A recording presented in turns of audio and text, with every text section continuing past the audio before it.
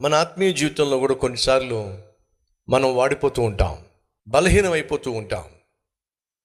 అప్పుడు నీకు అనిపిస్తుంది, దేవుడు నన్ను విడిచిపెట్టేశాడేమో, ఇక నా జీవితం ఇంతేనేమో.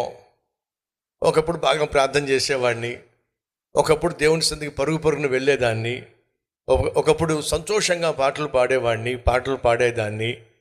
ఏమిటో ఈ మధ్య అస్సలు నిస్సత్తువుగా ఉంటుంది, ప్రార్థన చేయబుద్ధి కావటం లేదు, బైబిల్ చదవబుద్ధి కావటం లేదు, ఎందుకు, ఏమవుతుంది నా జీవితంలో అనేటటువంటి ఒక ప్రశ్న మీలో ఎవరికైనా తలెత్తిందా? వీళ్ళ కాస్త అలా టచ్ అయితే చాలట, చీకిపోయినటువంటి మొద్దు కాస్త, పాడైపోయినటువంటి వేర్లు కాస్త జీవాన్ని పొందుకొని మళ్ళా ఆ మొద్దు ఏం చేస్తుంది?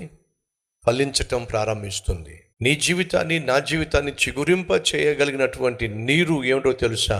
వాక్యము అనే నీరు.